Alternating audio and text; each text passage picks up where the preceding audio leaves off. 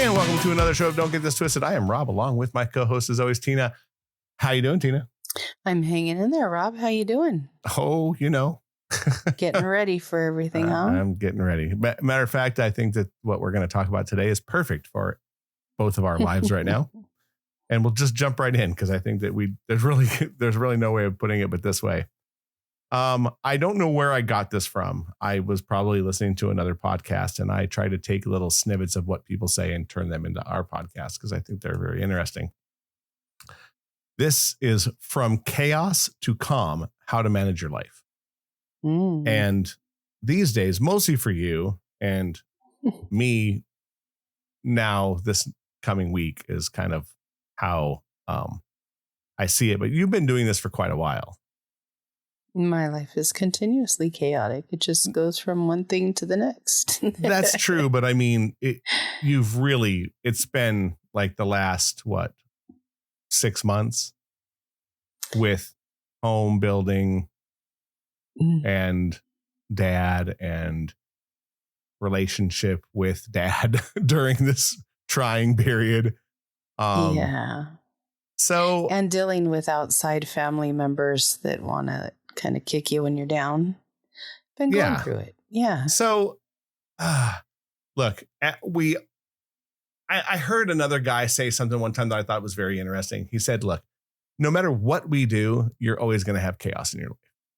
Absolutely. Just period. Like the people that have the best lives in the world have chaos because once you get rid of one chaos, something generally takes its place. Well, it's just life. There seems to be one thing after another that just rolls out and needs your attention. And correct. You just got to kind of deal with it. And I think that sometimes that can be good things as well.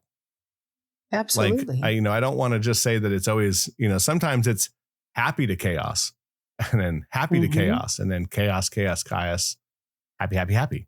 Like everything is a very much a roller coaster. Well, I think also too, the way you look at chaos will determine as how bad it's going to treat you. If you take it as something that could possibly be good or something that's a challenge, you'll be fine. If you look at it as it's going to wreck your whole life, it's going to feel like it's going to wreck your whole life. It's going to wreck your whole life. Right. So it's very much a mindset that you have to get into. Right. In order to deal with things. And I think with you, and again, I am kind of the outside looking in, but, for a few minutes every week, we discuss what is going on in our life. So I've heard a lot. And then every blue moon, we go eat pasta together, or I eat pasta and you eat pizza. And we dump the rest of the shit in our lives in each other's laps, which I think is a very, very good thing to have. Well, we dump it and then we're like, okay, let's go. Right. Well, that's what I mean. Back to reality. But it's definitely a good thing to have where you can just kind of pour into someone else's glass sometimes. And then we just get the glass and dump the water out. Yep. and that works too. Right. Sometimes you just got to roll with it. And I think how you manage your chaos is something of where these days, I try to look at things like I did in the past. In my 20s, I was very poor. I lived in an apartment by myself because I just didn't want to go back home. So I suffered for a long period of time and ate, mac and cheese and top ramen and ate, and drank Kool-Aid from Vons that you could get $1 a gallon. And I suffered.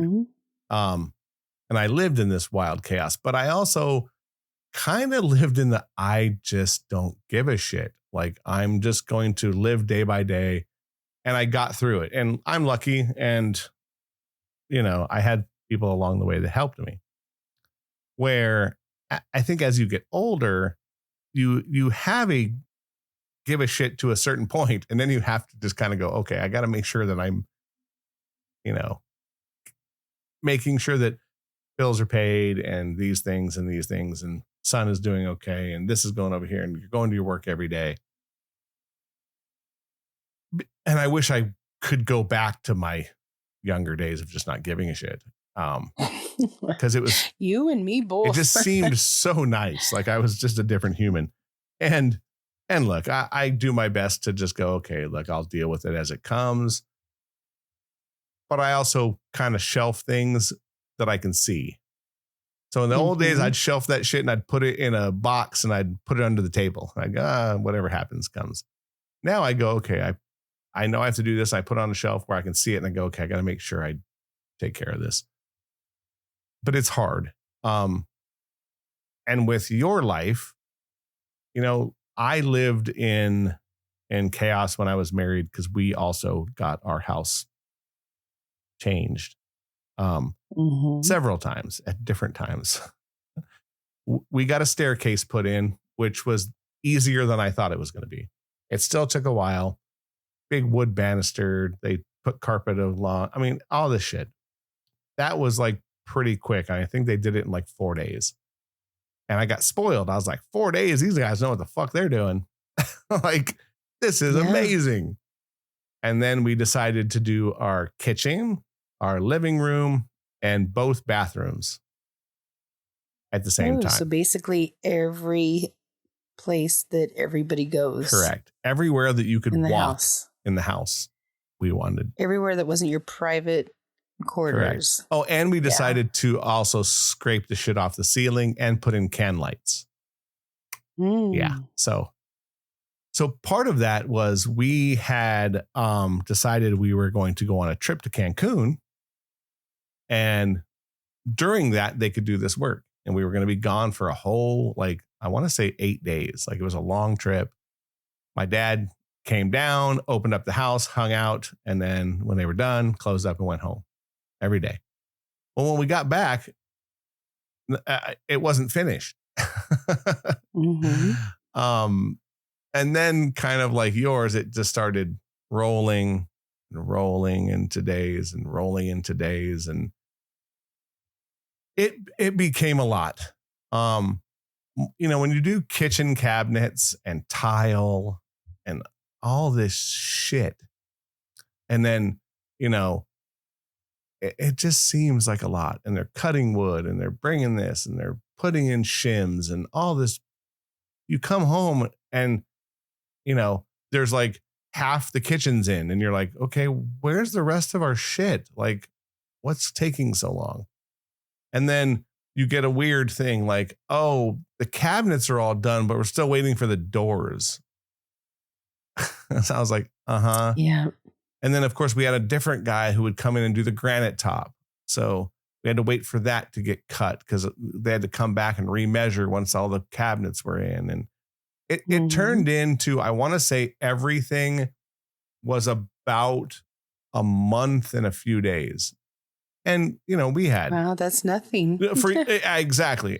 But at the time we had a 2-year-old, teenagers, you know, it was just a lot was going on. So that trip was great. We took everyone to Cancun. And we took the baby, everything. We all went. That sounds like fun. It was great because we all got to get away. But on the flip side of that, when we got back, it wasn't. So I feel for you because 30 days drove me like to wanting to murder people. You've been doing it for almost a year, right? It's a little bit over a year. Yeah, I would have already murdered somebody. Yeah. You know, I really have a lot of patience that I didn't realize I had. But I think that came with time. I don't think I got it overnight. And I don't think I was born with it. Right. I think you earned it. I think I did. Yeah. I really do. Because like, if you think about it, I'm still friends with my ex. And you know, we don't always see eye to eye. We never did. I still have dealings with family members that are a pain in the ass. I still have you know, my dad's sick and having to take care of him. I still have a job. I'm still trying to date. I'm like, if I could throw one more ball in the air and start juggling with it, I would, because that's just who I am, you know? So there's always chaos going on.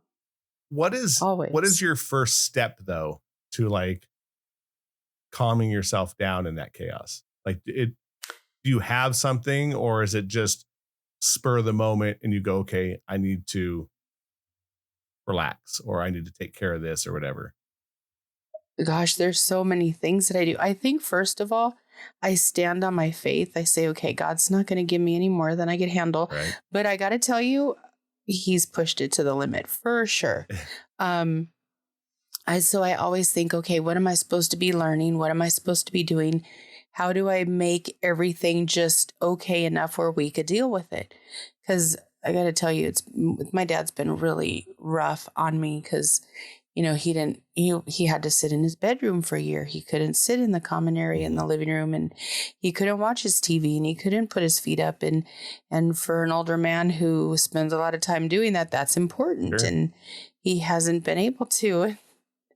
He's been in his room sitting like a foot and a half away from this TV that he has in his living room or in his bedroom, and, you know, sitting with the door closed, pissed off for a while. So trying to just keep him calm was the biggest thing for me, I think, because, you know, I had to keep telling him, you know, things are happening. It's going. I realize you got this diagnosis. I know you want to be in your chair. I know you want to be able to be around people. I know, but you got to work with me. I can't snap my fingers and make everything happen, because I think the problem is with everybody is they think that I make things happen all the time, because I do. I'm the one that they come to and they're like, I'm unhappy. And then I try to fix things. But what I realize, there's no I can't put a floor in. I can't get the ceiling even. I can't shim up cabinets. Like, there's just stuff I don't know how to do. So mostly it was just, how do I encourage everything to get done? And how do I do it in a nice way? And how do I do it where it'll be effective? And so it's like, almost for me, I feel like it's like puzzles that I'm constantly trying to put the pieces in so that everything works well. And with the construction, it's been a lot. There were so many things that needed to be done. I think it would have been better if they just demoed the whole house and started fresh. But right. Yeah. So, but I mean, we're in a good place now. It's been a year, and most everything is in and done or getting done. And, you know, we now know, you know, it's funny. It's like the buildup is the worst part, like getting ready for the construction and making sure everything's ready. And you got to take everything out of the house, and you got to pack it away, and then you got to put it in the garage, and then you got to be able to live in the garage with it. So, I mean, that was the getting things started was by far the worst. But I cooked a lot of meals on one burner on the barbecue. Right. I did dishes out in the sink with the hose. I mean, this has got, you know, it's been a long time. So just try. And my dad says you always have like a good, you know, you're always happy. You always try to be happy. Well, if I walk out miserable, everybody's going to be miserable, because it just takes one person. Right. And it's almost like they're taking my cue. Like, how is this going to be? Is Tina happy? Okay, then we should be happy. Right. And I just led by, you know, how I acted, basically. I just said, okay, we're going to have a good day. I'll wash the dishes, you know, anything that was halfway horrible for anybody, I just took over. So I kind of absorbed that, which did put a lot of stress on me. But again, I was like, okay, God, you got to get me out of this. We got to get through this. So I kind of leaned on that a lot. Did you find yourself, when you were alone, taking the brunt of it? I always took the brunt of it. So when I was alone, it was like, oh, freaking hell, how am I going to get through this? You know, how do I make things easier for everybody, from, you know, the guys that were doing it, to my dad, to my cousin. You know, we had work being done all through the night, you know, hammering when the floors got done, it was me and the contractor there, and I was just there to help with everything that I could. But, you know, he was there hammering in these pieces of vinyl together, to create our floors, and it went on all night. So it was just, I would tell my cousin, I'm so sorry, please just put up with us for right now. Right. And my dad, thank God he could sleep through that. So he slept through that. And, we just worked all night, but just trying to keep everybody happy and fed and, let them know what was going on and making sure the temperatures were right. It was crazy. It's been a lot, but I'm grateful that it's getting done. Right. I'm grateful that we have a new kitchen. I can't wait to, we've already had people over and they've all put all their stuff on the middle of the, in the middle of the kitchen on the island. And damn, that was nice, because we didn't have any counter space before. Right. So that's true. Yeah. It's very true. No, we didn't have anything. So now we have this big, huge island, and then we got counters all the way around the kitchen, and it's fabulous. So it's been worth it. It's been worth it. I'm surprised I haven't had a heart attack. So so for me, when I am stressing out or something's on my mind, I try to see the finish line, right? Mm-hmm. Whether it's 3 miles or 2 feet, like, how am I going to get there?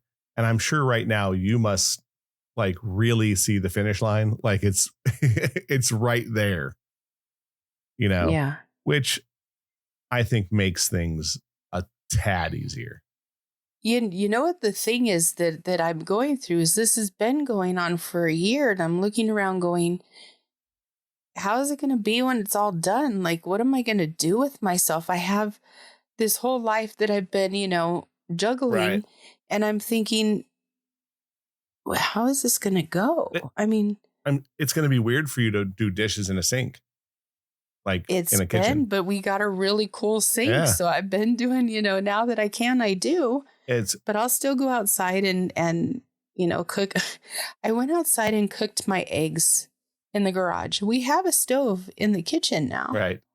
But I was in the garage and my dad goes, what are you doing? I'm like, I'm making food. Yeah. And he's like, you realize you come in now. Right. I'm like, I totally forgot. It's muscle memory. And I walked past it to get there. It's muscle memory though. It is muscle memory. Your brain just goes, this is where we cook. Yeah. And I'm sure it's going to take you a little bit to mostly, like, are all your cabinets and stuff, did you bring everything in, like dishes and all that? No. Okay. No, because it was just done the morning of 4th of July. They left and all that was done. So I went to bed because I was up until 5:45 that morning. And then I went to bed and then I woke up and people were starting to arrive for the 4th of July. So we haven't done that. And I can't bring anything in until I line the cabinets. So I haven't even started on that. I will tell you that's also a very cool but bizarre thing, because now it's a different kind of chaos because you might do them differently than they were before.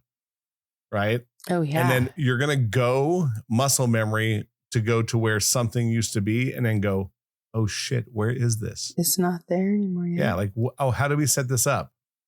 So, yeah. It's kind of like moving into a new apartment or a new place, like where it is. Where is everything? Where is everything? And then, on top of that, dealing with Dad's cancer. My only reference to Dad having colon cancer was that his mom had colon cancer and she chose to not go through the chemo and radiation. She was older. She was 82. She didn't want to be sick. She wanted to just live her life. Yep. So she lived 2 years with cancer, and that's my reference. And it wasn't good. Like she really struggled. And there was, I could go into details, but it was a lot for her, right. And we had to take care of her. So I was like, the whole time that this has been going on, and I think it's been like, I don't know, 3 or 4 months that we've known, is how am I going to handle everything when Dad dies? So it was during the chaos of the construction. It's been, you got to get the trust finished, and you have to get, the title of the house in the trust, and you have to get on all the bank accounts, and you have, so we've worked on that. We're not completely done on that either. It's just, I could only be stretched so thin. And and emotionally dealing with that, because I've lost my mom. I know what it feels like. I know what it's like to lose a parent. I know what I'm going to have to go through. I know the energy I'm going to have to create to get through it. I know I'm going to have to be holding everybody up. That's just who I am. Right. So, I mean, thinking about all that was really hard, and just trying to like, okay, but Tina, you got this. You've done this. You know, and then still support everything in life that I already do. Right. So I think that part was probably harder than dealing without having a kitchen. Because Dad didn't know how he was going to feel. He didn't know what was going to happen there. Now he has more of an idea. It's he's upping the levels of chemo that he has to do. So we're dealing with that. And he's now not waiting, because imagine waiting for your house to be done. Imagine for how are they going to treat your cancer? Imagine, like what is going to happen to my kids if I'm not here? Because he went through that too. So trying to keep him stable and laughing, and I feel sometimes like a circus performer trying to keep him happy, but and still deal with the fact that, I could lose him. Right. I'm doing all this shit for what? Like, he may not be here, and he tells me, he goes, do this for you. Don't do it for me. That doesn't help my, Correct. my situation in doing it. So it's that I've been leaning on my faith a lot, and my friends, because I'm normally not a complainer. I'm not the one that'll sit there and tell you everything that's going on. I'll listen to you. That's more what I like to do. But I've noticed that I've had to kind of dump on my friends. I've called a couple of them really crying. I've had serious issues on top of that with other things going on with me personally, and keeping myself safe and keeping things going. So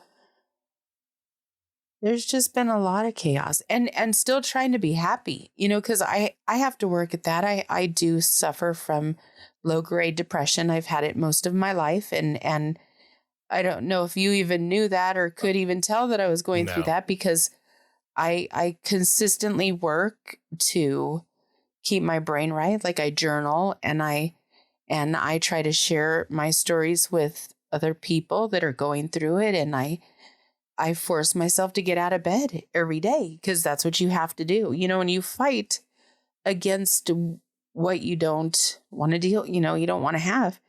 And because I've done that, I've done pretty well, but I think I take a lot in, and I think I compartmentalize a lot. And I don't think that that's necessarily good, but it's what I have to do to get through it. So I do a lot of that. I don't know, but I do talk to my friends. I do have a really good group of friends. I do believe that hugs work. So when I'm really going through it, I'm like, okay, I just need a hug, because I'm having a bad day, and hugs work. It does. Human affection and attention and contact does fix, It raises your dopamine level. Oh, there you go. It's a fact. Yeah, it does. Yeah. So that helps. And I'll be like, I really need a hug. And I think my people know that if I ask for one, they know I'm really going through something. And most of them don't want to know what I'm going through anyway, because I'm the strong one. So they don't want to know, because I'm holding them up too. So, I don't tell everybody everything. I just do what I need to do to be happy. And if that means going to get a massage, if that means eating something that I want to eat that I shouldn't eat, if that means getting on the bike and riding, if that means not talking to somebody because I don't want to answer all the damn questions they got, like I do. Right. I run from a lot too. I do. No, but I think we all do. So yeah. I mean, I think some things aren't worth standing tall for. Yeah. I'm going to throw something your way just because you brought it up, and I think it's important. What hugs do for the human body, just so you know, reduce fear, stress, and pain, supporting your immune system and your cardiovascular health. It relaxes muscles and releases tension, lowers blood pressure, releases oxytocin, which is the cuddle hormone, and strengthens your immune system. So hug a lot. Yeah, I have a friend at work that he always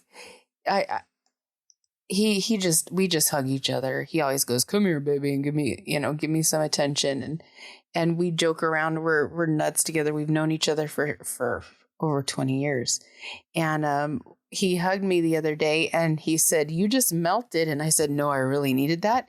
So I was taking it in, and he goes, "Well, if you need another one, let me know." And before I left, I had gotten some calls that I didn't want to hear about. My cousin was passing away just a couple of weeks ago, and he came. I went up to him and I said, "Okay, I'm ready for my next hug," and I hugged him again, and he goes, "Are you okay? Because you're melting." I go, "No, I needed that to decompress, and you did exactly what I needed you to do. Thank you. And I'll buy you lunch next week or something." So I do have people that I can really, lean on in that situation. And because everybody kind of leans on me, I feel like I should be doing a little bit of that with them.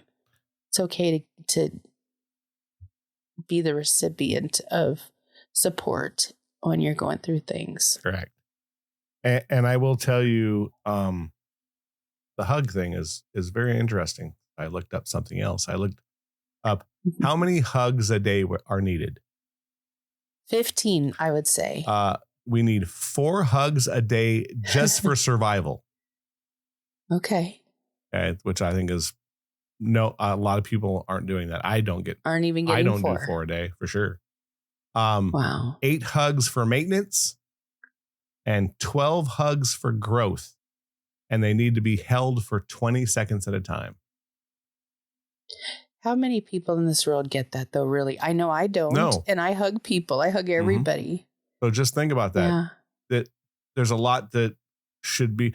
And look, we, looking back, communicators taught us about hugs in high school. We should have been. Back in 88, 87. Yeah, we should have been using that for a lot longer than we have. So. I went out the other night with somebody that had some really hard things to deal with going on. Mm-hmm.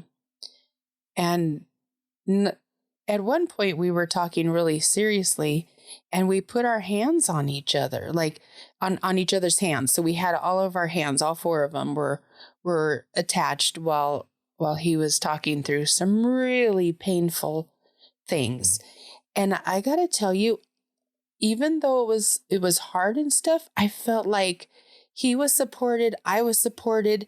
It was just a really solid, like, wow, just human touch. Like, I think we get away from being touched and not in a sexual way, but even that is so beneficial. But I'm just talking about being close and showing support. Like after we talked about that, like, I felt that it was still really hard, but it was okay. It was okay. I talked about that. We know about it now. It's out on the table.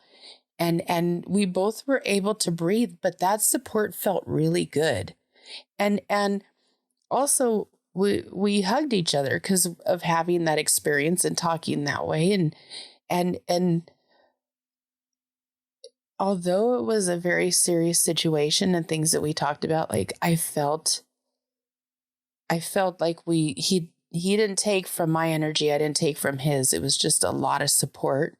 And I thought to myself, why don't I do that with my friends? I don't hug my friends. And I'm a hugger. I'm the one that like hugs family and does all that. But I normally let people come to me. I don't just do it. But after that night, I feel like that is something that I'm working on now, is hugging more, because I think that not only do I need it, but everybody around me does too. Correct. And I think that this is probably one of those things that can really take chaos to calm. It did. I for me, because, I was kind of amped up, and then having that conversation would amp anybody up even more, and trying to be supportive is not easy for anybody. So we handled it really well. I was kind of impressed that we were able to be supportive of each other and talk about what we did. And I was also really impressed at how much it helped. Just helped. I think having some kind of support, and it doesn't need to be a ton, is probably one of the, bigger things that we can do to really calm our brain. Yeah. I heard someone say something, and I put it down here. He's a motivational guy, speaker guy. And he said two different things that I thought were very poignant about maybe calming yourself down, asking yourself questions. And one of them was, do I feel like I'm helping me? And I think that you should ask yourself that. Like, do I feel like I'm helping me? I think that's a good question as kind of a flat line of where you are in life. And if you're in this major thing of chaos and you can see your way out of it, are you helping you? Are you helping yourself get out of this? And I thought, if people for just a second can say that to yourself, it might help you at least find a road to go down to get out of this chaos that you're in. Or to see the light. I think that's the other thing. I think this will also send you to a direction where I think faith is the one thing that you've been talking about, where you can see the light at the end of the tunnel, though. For the longest, I haven't been able to see the light. It hasn't been until recently that I have. But, okay, so when I was 40, and I've talked about this, I lost my mom. I was the one that found her after she passed. I had a miscarriage. I had to have a hysterectomy. My daughter ran away. The cat was killed. My house was robbed. I went through things that I said that just in a little list, like it was no freaking big deal, but it was. Yes. It was huge. It broke me from the inside out. And I literally had to stop being friends with everybody except for my next door neighbor who wouldn't walk away from me. She was like, no, I'm staying right here. I had to learn who I was after that because I wasn't the same person. I was so not okay at the end of that that I couldn't hold anybody up. So I just went I just went into myself and just worried about that and had to learn to trust again and learn how to be okay again. And in doing so, I realized that I am so freaking strong that I could handle anything else. Like, no matter what happens to me, I know I got it because I've had to stand there alone with nobody and pick myself up, and nobody knew what I was facing. Nobody knew what I was going through. I don't even talk about the miscarriage. I don't talk about the hysterectomy. I don't talk about my daughter running away. I don't talk about these things on a day-to-day. It's just not something I want to talk about. However, I realized that all that I endured means that I'm unstoppable. So it's almost like, even if Dad, God forbid, would pass, I got this. Right. Even if my brother is sick, we've already been through that. I got him. Like, I'm so aware of my abilities to handle things and to make things okay that I just don't question myself anymore. I mean, I'm still a hot mess in a lot of other ways, but at the end of the day, I know that no matter what comes next, I got me. Right. I got this. I'm a survivor. So I think that those are the things that you have to kind of lean in your own brain and say, look, I've already gone through this, and this, and I'm okay. Yeah. I've made it.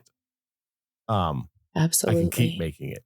And I don't even want to talk about from the idea of, obviously, like we've talked about the epidemic of people taking their own lives in this country. It's mind boggling how many do. So that's not what I'm trying to get at, but just in general, a way to say, look, I've gone through this. I've done it before. I'm still here. I still have a car. I still have a roof over my head. I'm still eating. Like those balanced things of life. Mm-hmm. And then trying to find the best in yourself. Kind of like that statement that I just talked about.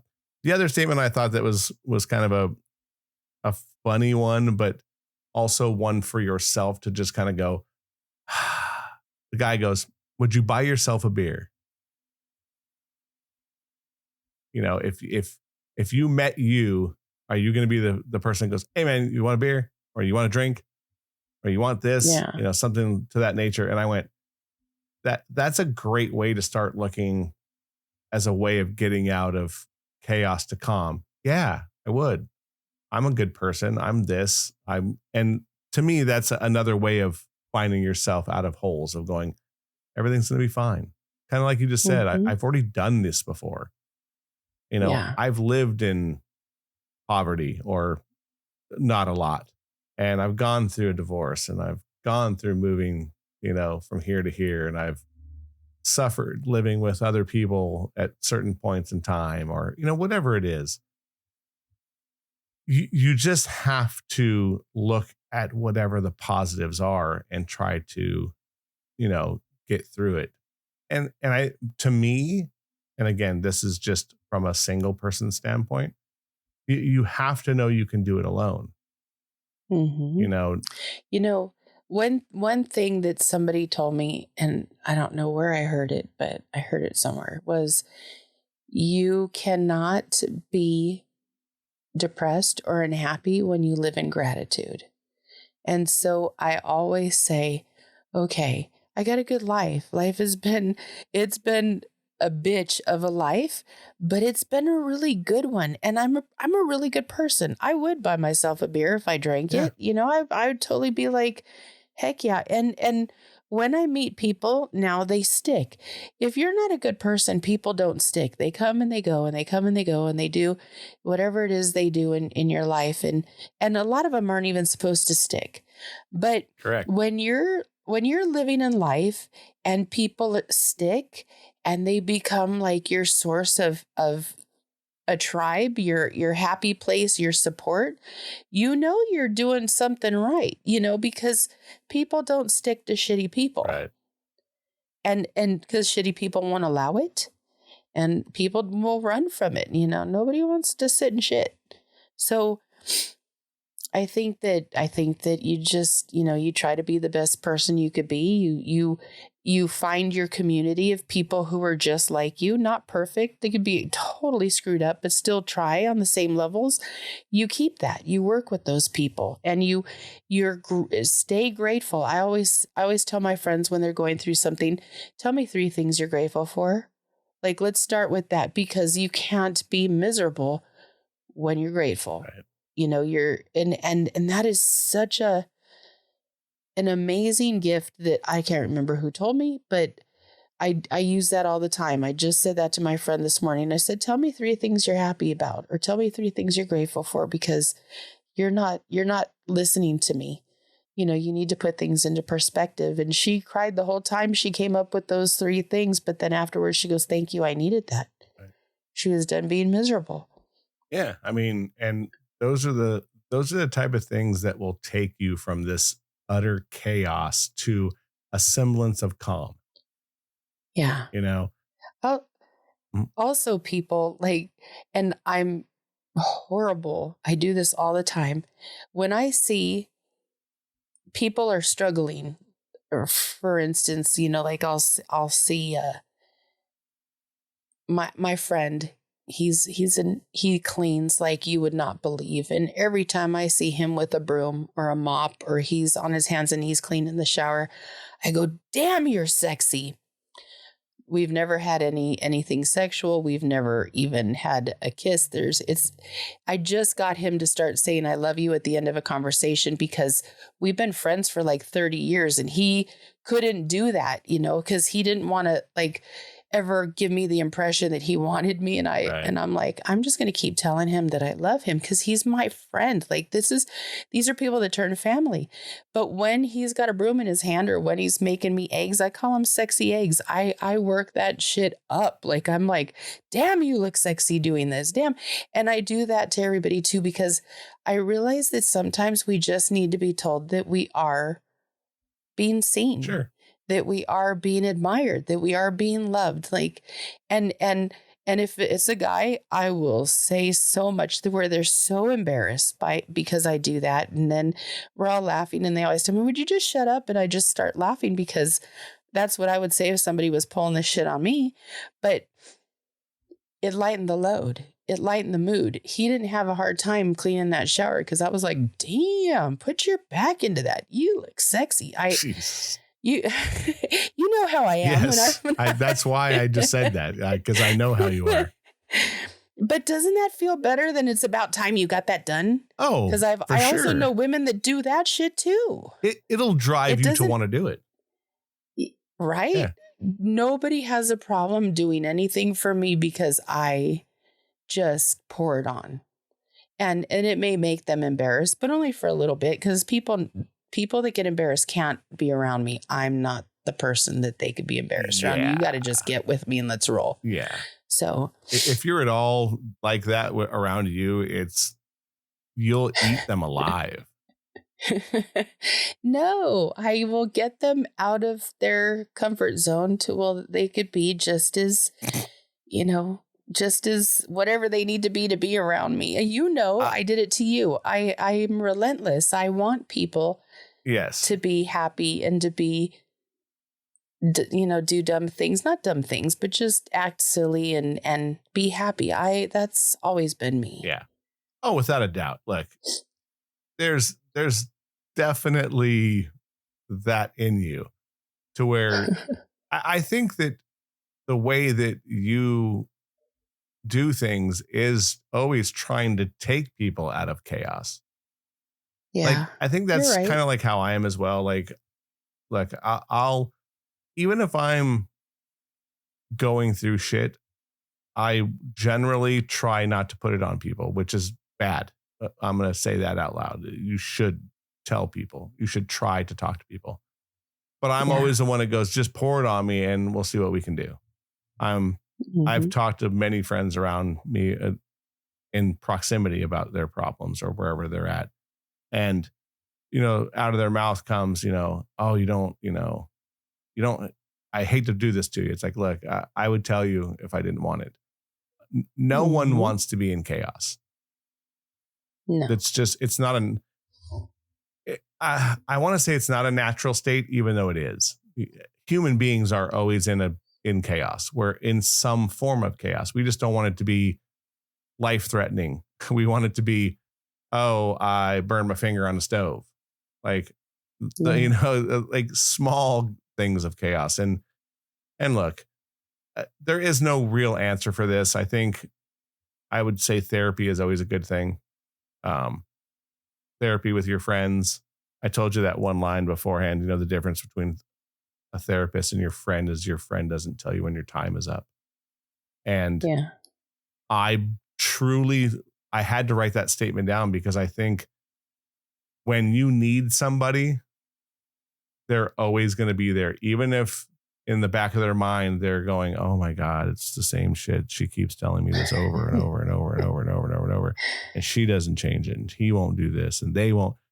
But you being an ear for somebody can go a long way. Mm-hmm. So and you learn when you're hearing other people's story, there's two things that happen. You realize your life isn't that bad. Mm-hmm. And you learn how to, I think everybody, when they hear somebody's having a hard time, they try to figure out a way to fix it. And if you find a way that you could fix it or you could help or whatever, the next time you're in trouble, you could think, well, we did it like this last time. Let's try this. And you learn how to not accept, but you learn how to deal with what you got to deal with. Without a doubt. And that's a good thing. everyone should be learning from those situations. Now, like a lot of us, we're really good at giving advice, but never taking our own. I'm really good at it, and that's for another show, because I'm really, really good at it. I could, I could shit away a lottery ticket just because I say dumb shit. So, but on the flip side of that, the way I look at things, at least going forward in life, is do your best to control the chaos in your life with leaning on whoever you can and seeing the best of where this chaos may take you. Mm-hmm. If you're paying attention, nothing in life is all one way or another. You could learn the good, you could learn the bad. You get handed, Mother Nature will provide. You'll get handed both sides. So you decide how you're going to work it. Are you going to do it? Are you going to do it in a positive way, or are you going to do it in a negative way? Are you going to get up every morning and say, you know what, I don't want to get out of bed, I'm hurting. Mm-hmm. You could lay in bed all day. Nobody's going to know you're hurting. You could get up. You could walk through it. You could try to be the best person you can. And you know what? They still won't know you're going through it. But you know. And if you're busy and you're doing what you need to do and you're putting one foot in front of the other, you'll make it through. The choice is always yours. Correct. How are you going to do this? Change your mindset. Look for the happy. I used to have a friend that I'd get up super early and go sit outside, and it was still dark, and I would talk on the phone. Right. And at the end, I was, because there was always real stuff going on that we would talk about, or just dealing with things in our lives. And I would sit outside, and at the end, I was watching the sun come up, and I would say, do you see the sunrise? And they'd say, yeah. And I said, see, God's an artist. We're going to have a good day today. And that saying meant everything to them. And they started to look at the difference in what life was presenting them, because they got to see the sunrise with me. And I just, not even thinking I said anything at all. Right. It was something that helped them get through that. And you have to look for any bit of good you can. And if you do, the chaos won't get you. That's a perfect way to end this, because everything you said is pretty spot on. Well, thank you. On that, you can check us out on all the social medias, X, Facebook, Instagram. I was kind of off this last week. Lots going on in my life with my surgery coming. So me and Tina are going to try and record a few episodes in advance so I can get a little rest in, because yes. I am right-handed and I won't be for a little while. So it's going to be a learning curve. You got this. Yeah. And then you can listen to us pretty much anywhere podcasts are done, but looks like Spotify, Apple are the big ones. So check us out there, share with everyone you can. And yeah, it's an opinion show. Don't get it twisted. Keep coming back every Wednesday. I'm Rob. That's Tina. And we'll see you in a week. Bye. See ya.